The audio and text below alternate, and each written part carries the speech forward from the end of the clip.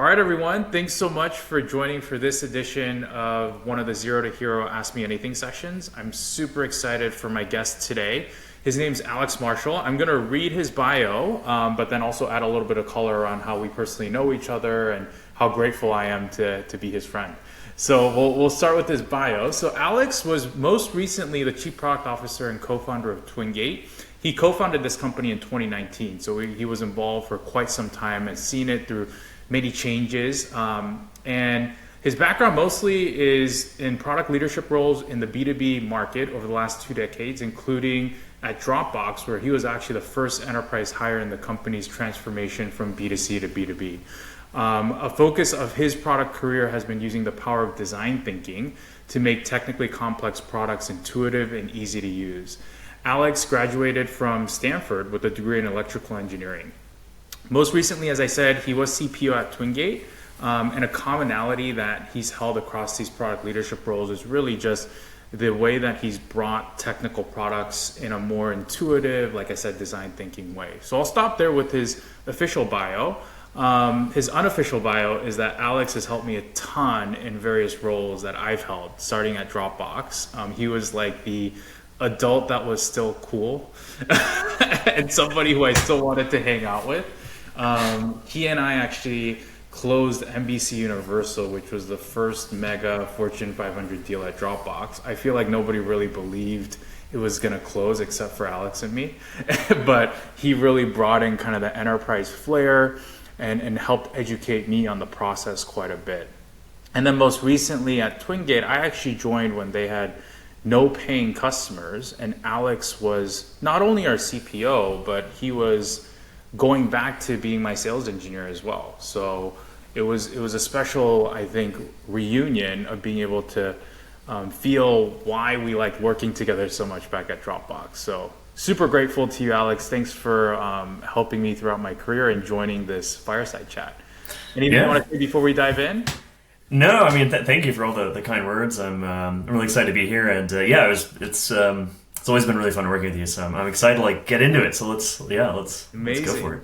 Yeah. Well, let's get into it. So let's start with, I mean, your bio. I mostly said you've been in product management roles and leadership positions there, but you started as a sales engineer back at Bloomberg Autonomy, right? So tell us about that experience and why you wanted to transition to more of a pure product management role. Let's start there.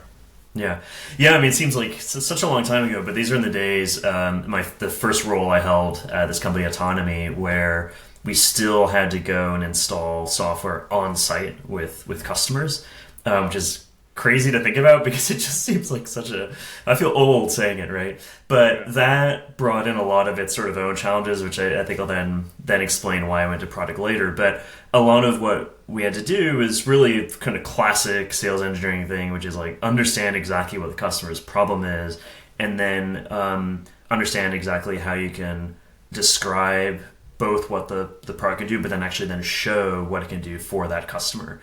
And so the better you could understand their business and what their goals were in the project, of course, coupled with like a deep technical understanding of the product, then the better you could do in the role.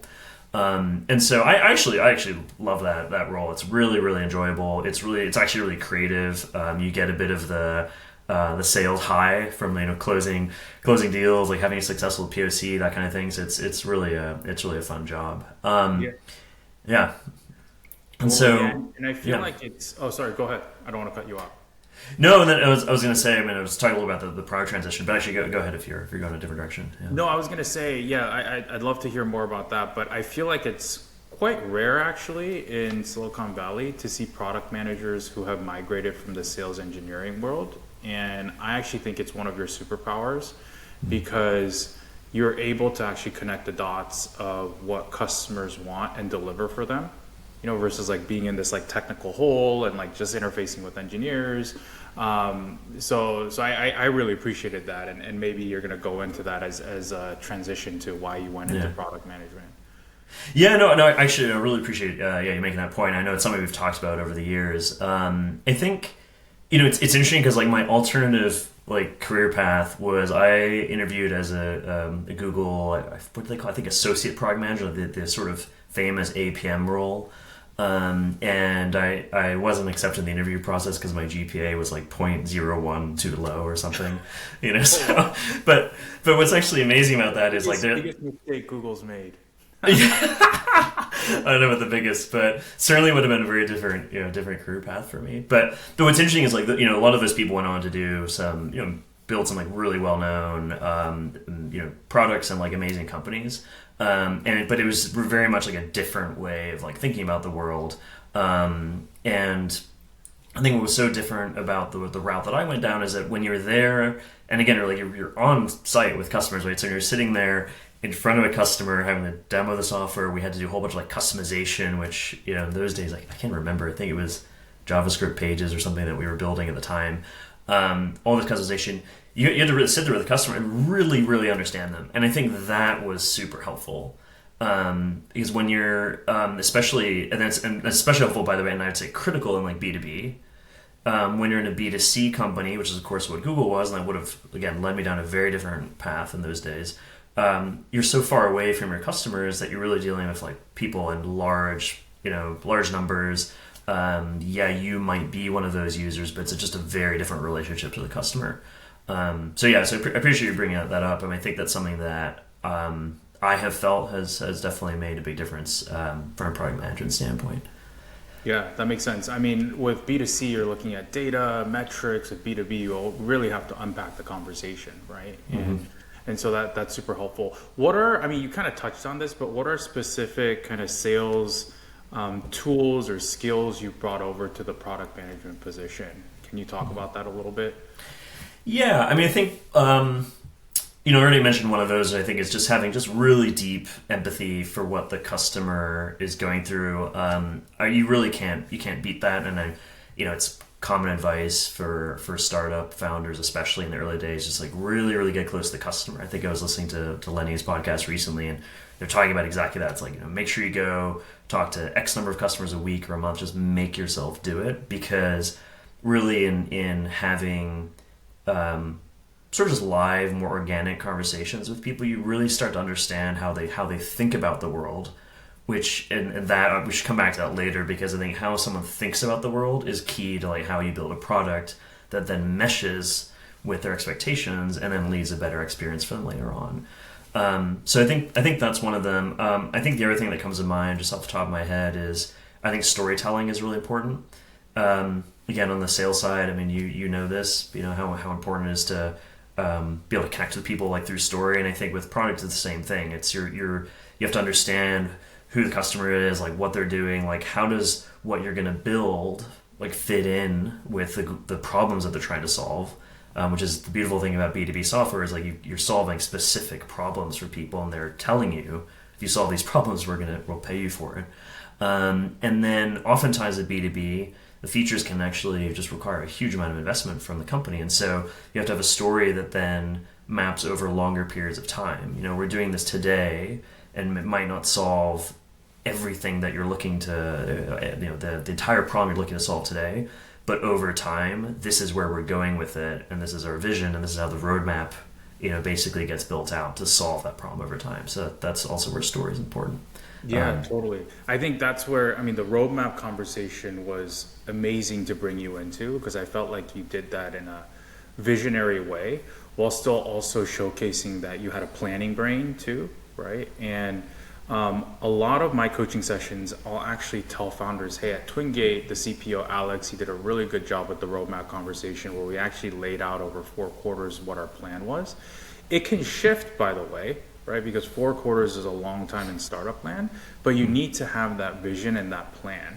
And a lot of founders push back and they're like, hey, but as you said, things change. So I don't even think like sometimes 6 to 8 weeks ahead right now, because they're in the 0 to 1 phase. So what would you say to founders like that who kind of feel like this is a daunting task, and almost like I feel like they have an analysis paralysis where they're like, because I can't think a year ahead, I'm not going to do it. But do you agree that you have to have something, right? You have to start that muscle somewhere. And how do you do that? Because you had to do this at Twingate, obviously. So can you a little bit? Yeah, it's a fascinating topic. Like I think the way that I would think about it is that both both for the roadmap and just to give clarity to people inside the company, I think you have to be fairly. I'll come back and qualify this, but I think you need to be fairly rigid on like what your vision is or what like the overarching story is, and then very flexible in the details. And so, yeah, maybe we can unpack that a little bit. So, for example, when you were talking about one of these roadmap conversations, the customer, by the way, will never give you 100% feedback. So you're going to say a bunch of stuff, and you're never really going to know what they're thinking unless you have a very close relationship with them. But they will know when you don't really have like a high level plan. And so if you're just basically putting together either, I've seen two failure modes here. One is you have a roadmap which is like so rigidly and strictly built out with so many small features over such a long period of time that, again, this just doesn't feel realistic for a startup. Like I said, like if you do that for a year, it's like there's no way the thing you put in 12 months from now is ever gonna ship on time. Customers also know that, right? They have experience with buying these products. But there's that failure mode, or there's a failure mode I think you kind of described, which is sort of like, well, I don't know what's gonna happen in a month, so we just say, hey, like we just plan a month ahead. And so the gap I think that you leave if you do that is you're not communicating to the customer, like, why are you doing what you're doing? Like, why do you exist as a company? And I think having that sort of like high level strategic view of the world helps a customer understand why do these people build, why did they start this company? Why are they building the product they're building? How does the product that is being built reflect that like driving story? And if all that fits together, what you're really saying, the conversation you're really having with the customer is the customer is able to decide, okay, like I buy into that vision, therefore I'll buy their product even though I know it's not perfect now because I can see where it's going. Yep. And that is really, I think that is a super powerful thing to be able to do with customers. So that's kind of how I'd like break it down. Probably more to talk about there, but let me pause. Yeah, that's such a great point because it is a pitch, delivering the roadmap in and of itself, right? And we even in our roadmap conversations, we never just dove into the roadmap. There were always like 4 or 5 slides where we were recapping and reconfirming our view of the world, right? Mm-hmm. And I think that was such a worthwhile kind of recap. And then also, I remember distinctly we would have pillars of the product, right? You would say, hey, like this is how this feature leads up to this easy to use pillar, right? I forget each pillar, but there were things around like ease of use, obviously, because we came from Dropbox. There were like ecosystem integrations that we were doing because we were in cybersecurity. So yeah, that's such a good point that it's not just the roadmap, you're actually pitching the way you think. Yeah. And it's a big missed opportunity, I think, if founders don't showcase that before the deal closes. Yeah, it's a little bit. I don't know if you've talked about this with your community, but it's a little bit like the advice you kind of give junior sales engineers, where it's like, don't go into the product and then click every button and show every feature. That's just nobody cares. Totally. On demos actually, founders want to show the entire kitchen sink, right? But that's not useful. Yeah, and it's understandable, right? It's like you're proud of your product. You want to show as much value as possible. Like it makes sense why the desire is there to do that. But what you want to do, and this goes back to like the high level sort of guidance I would give on roadmap, is what you want to do is tell a story, which is that, okay, I know your situation so well, I know the customer's situation so well that I can carve out a story that the product will tell by selectively showing what it can do to answer the basically solve the problem that the customer is bringing forward. So I think it's very similar to the roadmap, right? It's nobody wants to sit there in a roadmap presentation and hear about the 72 different features you're going to build over 12 months. Like they don't have the context. They don't really care. At the end of the day, like business buyers are there to solve a very particular problem, and if they see that your vision of the world matches with their vision of the world, then they're going to be customers. They'll be customers just because of that, not because of all the features. And I think that's kind of what you mentioned NBC Universal earlier. I think that's actually why they bought, right? Like our buyer, he was a visionary guy, and he really believed in what we were doing, and that's really what led to the sale there, right? Regardless of anything that was on the roadmap. Right? Yeah, and the roadmap, we definitely did have a roadmap discussion, multiple. But it was probably showing like maybe 4 or 5 mocks max, right? Which is what we did at Twingate too, because there's the feeling of having prospects see behind the curtain and be involved with the sausage making that was interesting. It wasn't like, okay, like I need to know all 50 features that are launching, right? So it's a good point. Let's talk about, since we're on the topic of sales, roadmap, pitching, let's talk about sales culture, because you've seen a bunch of different sales cultures, right? I think about Bloomberg, Autonomy, Dropbox, even you are at Quartzy, right? So, and then Twingate, obviously, with you and I working together, I'm sure they've been different flavors. Yeah. Can you talk a little bit about the different sales cultures you've been a part of and how that's impacted how you've operated? Because I'm sure you've also shifted the way you've been a sales engineer and product manager based off of who's actually selling the product, right? So, Yeah. would love to like get your thoughts on some different archetypes of sales teams you've worked with, or maybe Yeah. they're very similar. I don't know. Actually, we haven't really talked about this at length. Yeah, I don't think we've talked about it before. I mean, I think it's an interesting topic in general. I mean, I think the two, maybe just start with two, and then we can sort of break that down if it makes sense in the conversation. But I think there are a couple modes in which companies sell in general. One is that you basically chase like all the largest customers, and your business is built. And this is, by the way, this is like a deliberate decision, right? And I think it's a problem if it just sort of happens by accident. But if you make a deliberate decision, the way we're going to build our business is we're going to basically chase these really big accounts. And we're basically going to build whatever they want. That's a deliberate strategy, because you're basically saying, look, like each account is paying so much that we're going to use our product roadmap and the effort that we put into building product to make sure that we can land those big whales, basically. And I think that leads like a very different relationship, especially between PM and sales, which is that sales is basically driving the roadmap, right? So if ever, again, for your listeners who heard about like, sales-driven roadmap, like that's what we're talking about. Basically, like getting the deal is the most important thing. Yes, there's an overall strategy, but really getting the deal matters the most. That was, and I will say, like, since again we're talking about sort of like the old days of on-prem software, it was actually a lot easier, I think, to do that in the quote-unquote olden days, because you could really do a lot more customization.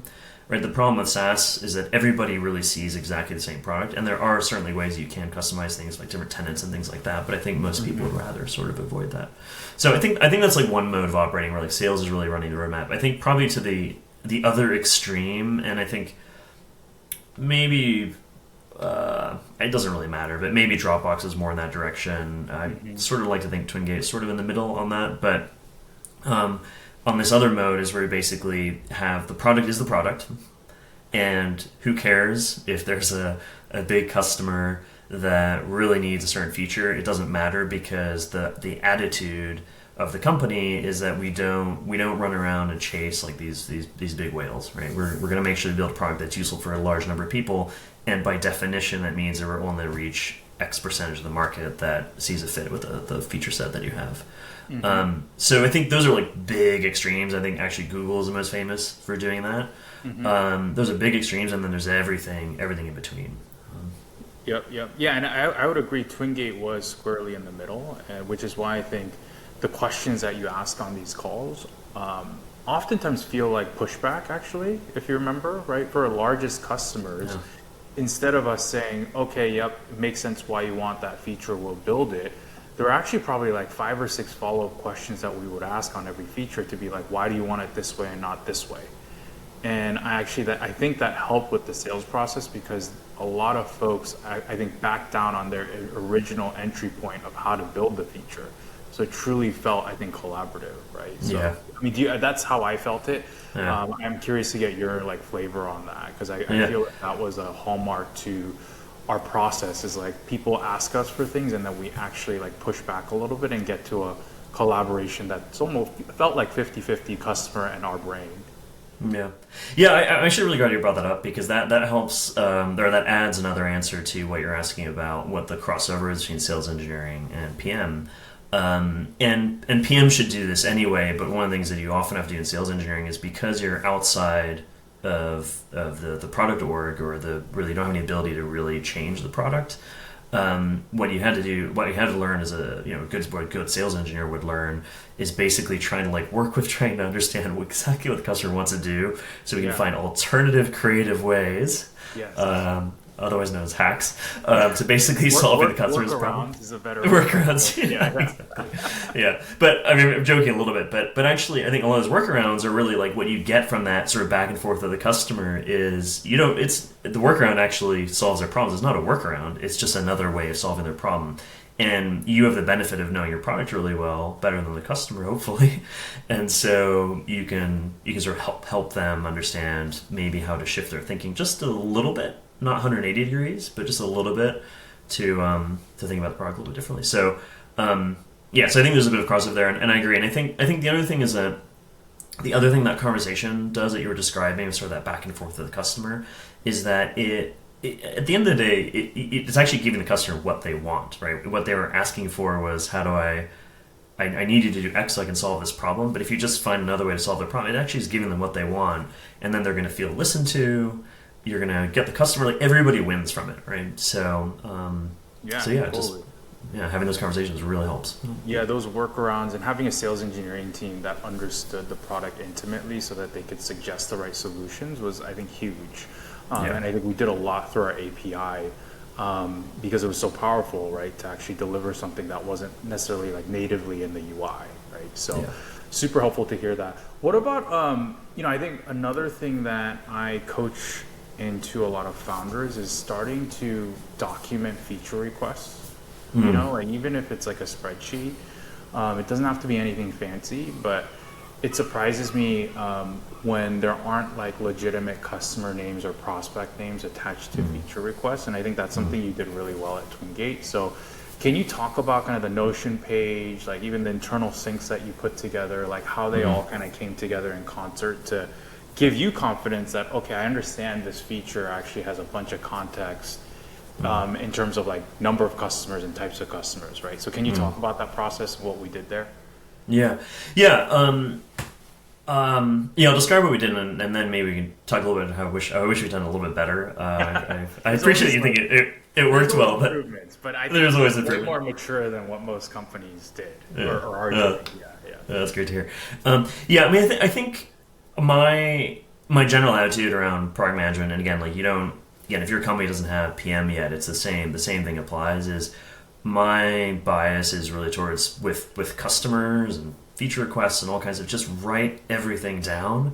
And the place it kind of falls apart, it does require a lot of discipline, because it's knowing that when you hear about a particular request, of course people ask for it in 3 or 4 different ways. Two different teams inside the company might be asking for the same thing with a different name. So it does require some coordination, but I do think it's worth it, because then you start getting just a more realistic sense of what's actually going on the request side, or what people feel is lacking in your product. So what we had, and sort of paraphrase a little bit what you were saying, is we basically just had a Notion page, and it's fairly straightforward, but we had a database I think we called Customer Source of Truth, and it was a linkage of customer names, so any customer that we spoke to, whether or not they were a customer, and then it would link to a feature request, which is in another table in Notion. And so you had that linkage, and so every time the feature request came up from a customer, sort of trained the sales engineering team, I think in particular, but obviously product too, just to say like, hey, like when you hear about this, go to the customer source of truth and then update it. And that made a lot more robust, like when you came to making trade-off decisions later, because as we all know, like product can never move as fast as anybody in the company wants. And so it made a lot more robust, say like, hey, actually we've had a lot of activity around this space, and it's at least data that you can sort of add into that conversation to help make a decision about what you should prioritize. Yeah, totally. And those conversations, I love the fact that you made them live, actually, and you gave the autonomy for each business line owner, whether it's support, customer success, or sales, to prioritize the feature list on their own. Yeah. So I thought that was important too, because you didn't just look at a list of features, you also said, hey, if you were to choose 2 out of these 10, what would you choose and why? And so I think it was like a good mix of like data plus creative thinking plus ownership of the product roadmap, even beyond the product team directly, which I thought was really, really powerful the way you did that. I think one sort of like the goal there is really to and again, I think all these things, they sort of work at like different sizes of different stages of company. They sort of need to be tweaked depending where you are, what's going on in the company, and so on. But the general goal, I think, still applies, which is that the purpose of those conversations was to try to try to extend a little bit of empathy to the really the difficulty in planning. It's so difficult at every company to make prioritization decisions, and is really just extend just a little bit of empathy to say, okay, like if you were in our shoes, knowing what you know, like what would you do, and is trying to help people sort of like understand that there's just like an imperfect process, but it is hard. It is one of the hardest things I think in companies actually is figuring out that That's a process. good point too around empathy building because sales folks might think that it's easy to ship a certain number of features, but when you're hit with like a limited pool of resources in a startup, you understand that okay, you can't ship all 10 things that you want, right? So that's a good point. Yeah. I want to talk to you a little bit about kind of being a founder now. And one of the questions I had was, we built a cybersecurity, or you built a cybersecurity platform in Twingate. Cybersecurity wasn't like 100% of your background, right? Enterprise was, but this was largely like the first cybersecurity company you founded. A lot of what I tell my founders is, hey, find your story as to why you got to a specific company or what your credibility angle is for that platform. And I won't say this for you, but or maybe I'll allude to it. Like I definitely feel like your background had a huge impact on making our product unique, right? So it doesn't always have to be like domain expertise that you're bringing, in my opinion. So can you tell me about that? Like, what was it like being a cybersecurity PM?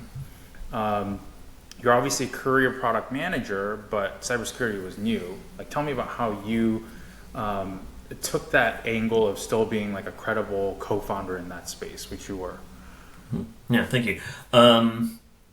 Yeah, I mean, the reality is, in the beginning, I didn't feel like I had a lot of credibility. Like, there's a lot of things I had to learn, right? I mean, it was definitely intimidating. I mean, I think at a personal level, I think I'd always been attracted to the cybersecurity space. It's just a super like technically interesting space, and obviously it's incredibly valuable. I mean, this is not a problem that's going away probably ever. But I do think, I mean, going back to a little bit of being an outsider, which I think is kind of like the kind of question you're asking, is, if I actually think back to like the earliest days, so probably like the first 6 months, where we were trying to figure out like, is there an opportunity here? What should we build? Who should we build it for? That kind of thing. I think there's like two things that kind of like come to mind. Like one is there's very, very, very clear consistency in the problems that people were having. Nobody likes their VPN and all that kind of stuff. And then we kept hearing about this space, called Zero Trust, which again we had to sort of like learn about on the fly as we're hearing about it. And so number one, there's a ton of consistency, and I love that. This is like why I love B2B, because people have a problem, you solve their problem, they'll pay you money for it, right? And everyone's happy, right? And so consistency was really important. But I think the other thing is that I was really, really adamant from the very beginning on the product side that one of the biggest problems with B2B software is getting people to actually use your product. Yeah. And it's not that they don't see the value there, it's just that everybody has a lot of things to do. I mean, like, just for anybody who's listening right now, you have your job, like, where are you going to find another 40 hours of the next like 2 weeks to install some enterprise software, right? It's just hard to carve out that time, and so you compete with other priorities. And so my observation just with like B2B in general is like that is a big problem. And so what I wanted to do from the product side is make sure that we made this thing as easy as possible for you to switch over from what is almost always a VPN as like a legacy system over to our product. And if you make the switchover process easy, then you make the adoption easy, and we know it's a sticky category, and that's kind of how things worked out. Now that I was going to say, like, on its own, like, that's not enough. Like, that's the product side. Like, I think we needed someone like you to help convince people, right, that they should trust us, right? Those early days are scary. But I think from the product angle, like, was so important. It's not sexy. It's not some, like, deep, innovative thing. It's just really noticing that it's really hard to deploy enterprise software. So if you can make that easy, that just, like, removes one big barrier for you. Yeah, totally. And I think that's where your credibility came into place, where you do know great end user technology that's been adopted, starting with Dropbox and other companies you've been at. And I also hadn't been in cyber capacity, but the superpower I think that I conveyed from my team was that cybersecurity needs a different flavor. And I actually said this phrase quite a bit. I don't know if you've heard me say it in the Twingate context, but I would use the phrase like "new kids on the block." Have you heard me use this in a pitch at Twingate? Like, I don't remember right now, but it it's feels like like it's something kind you of might one say. of those like, ah, should I say this? I It's like just gonna it. I like backfire. it. But then I just Yeah. kind of leaned into it because you have these CISOs who are used to dealing with like CrowdStrike, Palo Alto Networks, Yeah. Cisco, and you could just imagine who those sales folks are like and what their product vision is like. And it's not new school. It's not fresh. So I decided just to lean into that as part of the pitch to say, hey, we're the new kids on the block for cybersecurity, and we're doing things differently, and that's why you're going to purchase us. You're not going to purchase us because we come from all these incumbent legacy platforms that are used to being deployed on-prem or take like 5 hours to install and suck up your IT team's time. It's time for like a different flavor. And so I tell that story also Yeah. to founders who are like, hey, I don't have domain expertise here, so I feel like an imposter. No, you shouldn't, because there is probably something special, even if it's an outsider angle that makes you unique. And that's the name of the game for startups, right? Differentiation. Yeah. Cool. Yeah. Yeah, no, I totally agree with that. I mean, you can't go into a space where you know nothing and have no edge, and that doesn't really make any sense. But like, you have to have some kind of edge. And I think for us, the sort of the entry point wasn't that we were insiders, and it was probably Totally, good yeah. that we weren't insiders, right? Because you bring all this baggage with you of like, oh well, that's how we did it at Cisco or Palo Alto Networks or some other cybersecurity startup, and you end up in this sort of like your own made self-made sort of echo chamber. And so I do think coming from the outside and saying like, okay, like this, yes, this stuff is technically complex, but humans made it. It's not like magic, Yeah. right? We can figure it out. And so if you approach it that angle, you say, okay, well, like what's really going on here? And like again, one of those problems for us was, or that I think for customers, I mean, was adoption. There's other things too, but I do think our edge in the early days was that, and really, I think I give like Dropbox full credit for this. Is just that this mindset of you really, really think deeply about what the customer or the user experience is. This goes back to the design thinking thing that you were mentioning at the beginning of the recording. I do think that is amazingly powerful. Yeah, and it's similar. It's the fascinating other thing how was, similar the feedback was with Twingate as it was with Dropbox.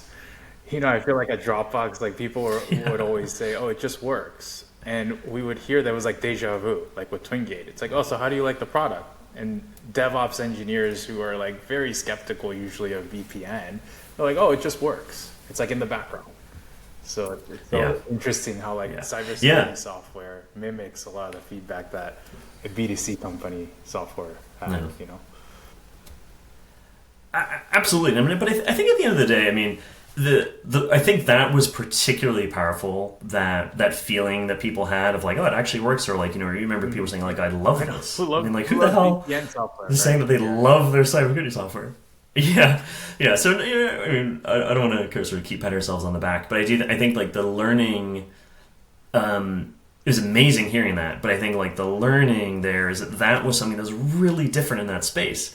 Because again, like what you were just saying, like every conversation they've had, every other company is like, oh yeah, well they're probably talking about how technically capable their product is and not actually connecting with the customer on like their real problem. Like nobody cares about your product other than the fact that it works and Yeah, they don't hear totally. complaints. And that it's secure. Right? Yeah. Like they don't care about all the technical bits and pieces, and that's secure, and all those things, right? And so I think that's why that we would, I think that was such an important edge. And again, like the general lesson here is like, what can you do? What insight do you have that's a little bit different than what has been done before? But in particular, put yourself in the customer's shoes. Like, what are they hearing all day, and what's going to be different for them? Yeah. And the last thing I'll say, by the way, like you're mentioning the sort of new kids on the block phrase before. Like I think again, you just have to remember with like B2B customers, they have heard 1,000 pitches. They're very skeptical, and so I think what was so powerful about your approach in general is just being honest and authentic with people. I think that makes a big difference. And just saying like, look, like, yeah, we're the new guys, but here's all the reasons why you should go with us.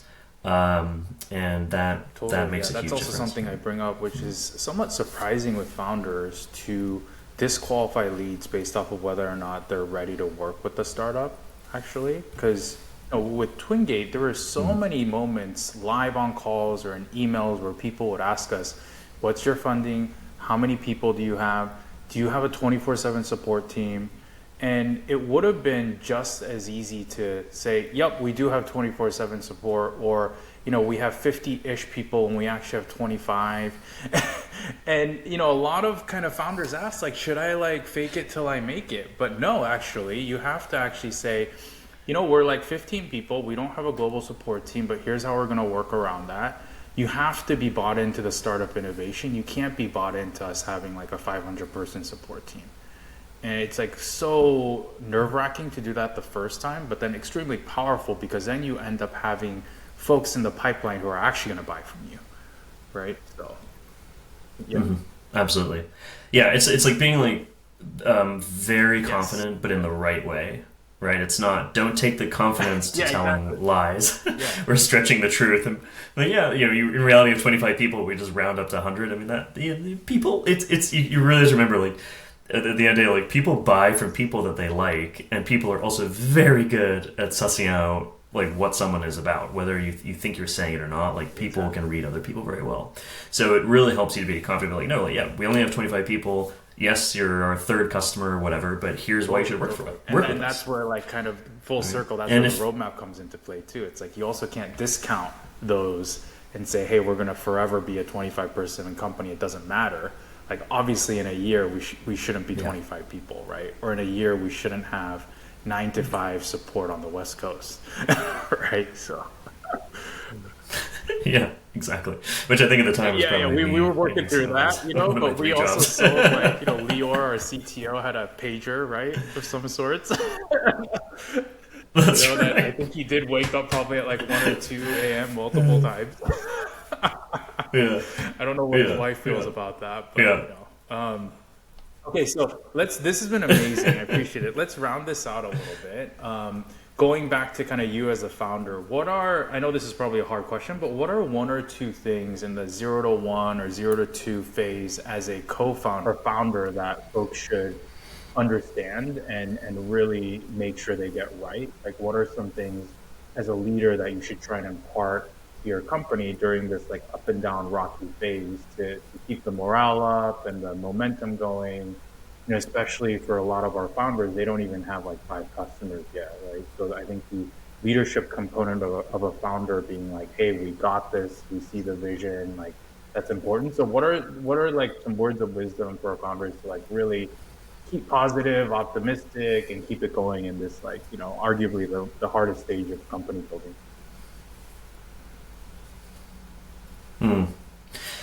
Yeah, I mean, there's a lot of different things I could say, but I think something that comes to mind that sort of ties into like everything we've been talking about is just mentioning again something I said earlier about, I think, like, having clarity of vision is really, really, really important. And I sort of hinted at earlier, I didn't actually say it, but that's not only important for your roadmap, but it's actually really, really important for internal employees.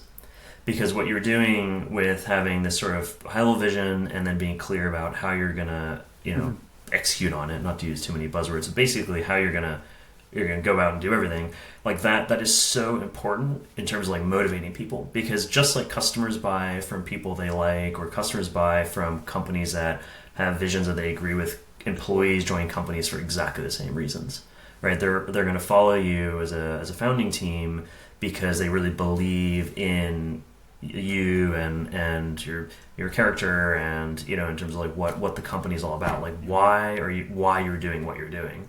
And you just have to assume that all of this is going to be very transparent, and so you just have to be really honest with yourself about, okay, just communicating that's whatever your reasons are for your vision or company, that's what you're doing. So that's what's one thing.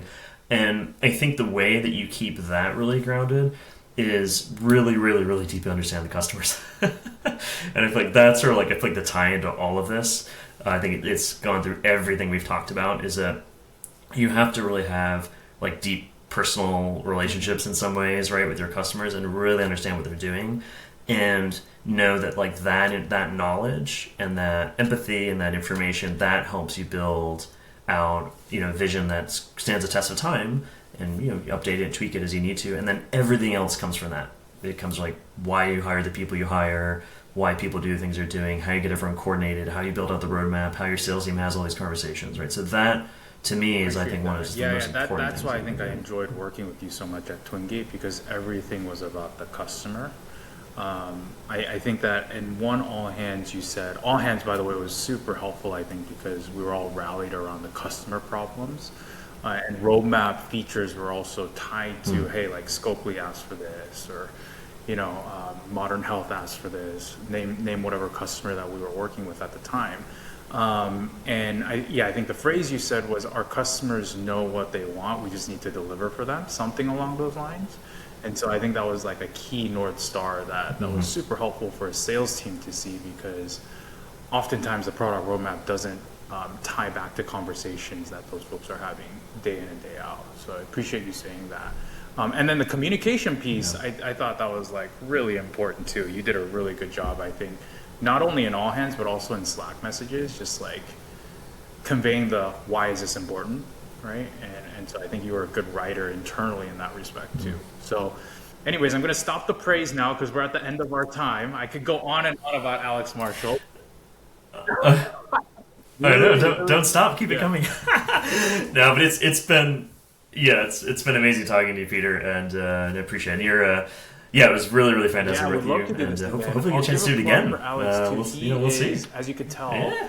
he knows a lot about kind of the founding challenges, not only on the product side, but also on the leadership side. So he's going to be coaching founders on like founder mentality and also like how you actually lead from the front. So reach out to him. I'll put his LinkedIn in the show notes. Connect with him there. Anything else you want to say, Alex, on folks reaching out to you? Yeah, I think the best thing to do is find me on LinkedIn. If you connect with me, just leave a message and leave a note, say that you heard about me on this recording, and that will know that you're not just some random recruiter or something. But that's the best thing. And then I think the work I really love doing is talking through product problems, and then talking through just all the people, the leadership stuff that you need on the founding side. So. Would love to talk to anyone about any of those two things. So Thanks again, definitely Alex. feel free to Really reach out. appreciate your time. And we'll see you all on the next version of this fireside. Yeah, Thanks. thanks Peter. Really enjoyed it. Thanks a lot.